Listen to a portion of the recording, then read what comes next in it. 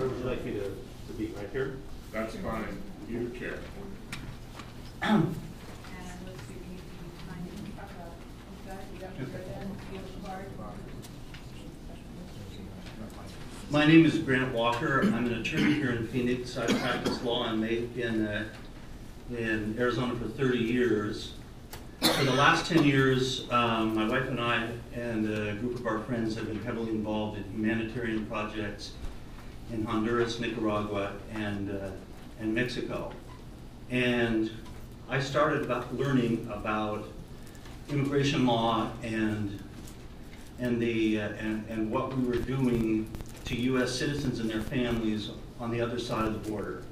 For 5 years, my wife and I spent almost every weekend in Mexico and attended church there, and we started receiving in our church large numbers of people who were deported, many of them who were married to U.S. citizens, and we were watching families split up. And I'm speaking here now because I care about families. I care about Arizona families, U.S. citizen families, and I care about Hispanic families as much as I care about Anglo families. And among some of the humanitarian activities that we did, Alpine Valley Bakery down on Southern Street would give us their good bread but too old to be put on the shelves anymore, and we would distribute it to people along the squatters along the railroad tracks.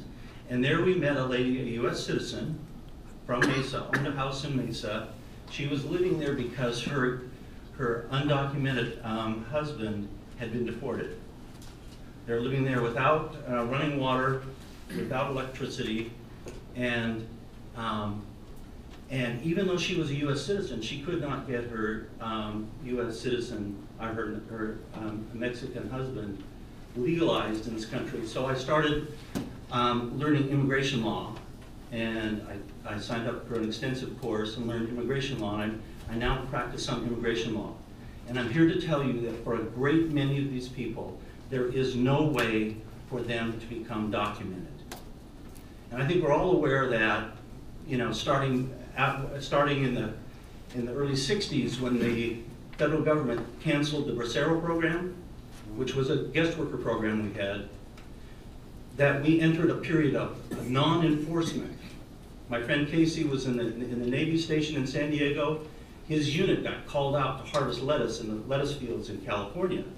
And so we had servicemen harvesting lettuce, but the farmers went to the INS and said, "You're killing us, we can't get our crops up." And the INS said, "Well, we can't change the program, that's Congress, but we can look the other way." So they looked the other way for 30 years.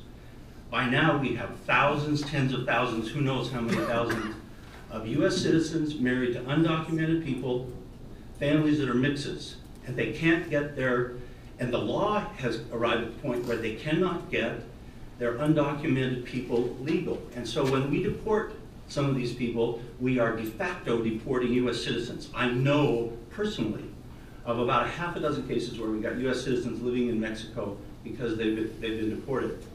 And when we, so when... Yeah, Tom, so you need to wrap up with.